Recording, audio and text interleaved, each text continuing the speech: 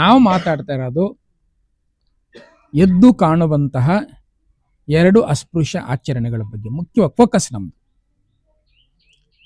ಏನು ಎಲ್ರಿಗೂ ಸೇರಿದಂಥ ಸಾರ್ವಜನಿಕ ಜಾಗಗಳು ಅಂತ ಇದಾವೆ ಅಲ್ವಾ, ದೇವಸ್ಥಾನಗಳು ಎಲ್ರಿಗೂ ಸೇರಿದ್ದು. ಈಗ ತಿರುಪತಿ ದೇವಸ್ಥಾನ ಇದೆಯಲ್ಲ, ಎಲ್ಲಾದ್ರೂ ನೋಡಿದರೆ ಯಾರೋ ಆಚೆ ನಿಂತಿರೋದು?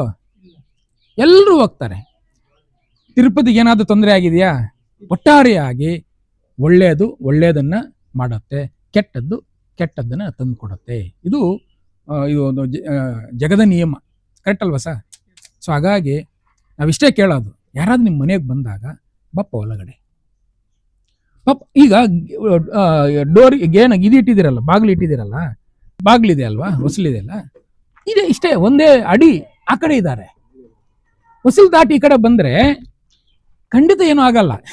ನೀವು ನೋಡಿ, ಈಗ ಯಾಕೆಂದ್ರೆ ಹೊಸಲು ದಾಟಿರುವಂತ ಊರುಗಳೆಲ್ಲ ನೂರಾರಿದ್ದಾವೆ. ಈಗ ಮುಳುಬಾಗಿಲಿದೆ, ಮುಳುಬಾಗಿಲಲ್ಲಿ ಯಾರ ಮನೆಗೆ ಹೋಗಿಲ್ಲ ಹೇಳಿ ನೋಡೋಣ? ಮುಳುಬಾಗಿಲಲ್ಲಿ ಇದೆಯಾ?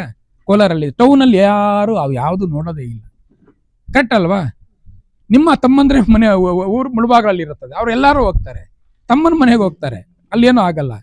ಅಣ್ಣನ ಮನೆಗೇನ ಬಂದ್ರೆ ಏನಾದ್ರೂ ಆಗತ್ತಾ? ಇವೆಲ್ಲ ಕೂಡ ಏನಂದ್ರೆ ಯಾವುದೋ ಕಾಲದ ಒಂದು ಪದ್ಧತಿ ಅಂತಾನೋ ಮೂಢನಂಬಿಕೆನೋ ಬಂದ್ಬಿಟ್ಟಿದೆ. ನಮ್ಗೆ ಯಾರು ಹೇಳೋರು ಇರಲಿಲ್ಲ ಇಷ್ಟು ದಿನ, ಕರೆಕ್ಟ್ ಅಲ್ಲ?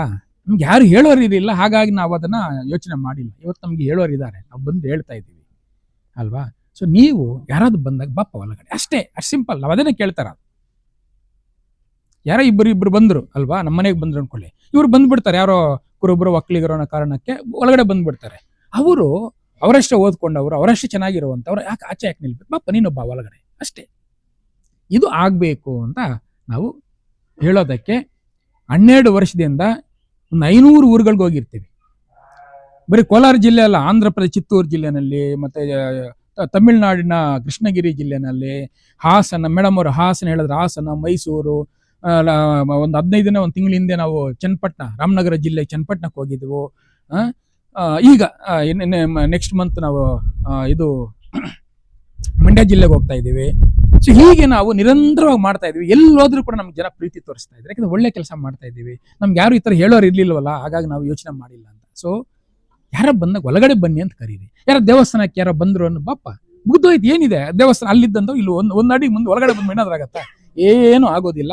ಸೊ ಆ ರೀತಿಯ ಒಂದು ಪ್ರೀತಿಯನ್ನ ನೀವು ತೋರಿಸೋದಕ್ಕೆ ಶುರು ಮಾಡಿ, ಈ ಊರಿಗೆ ಒಳ್ಳೇದಾಗತ್ತೆ, ಈ ಊರಿನ ಘನತೆ ಜಾಸ್ತಿ ಆಗತ್ತೆ.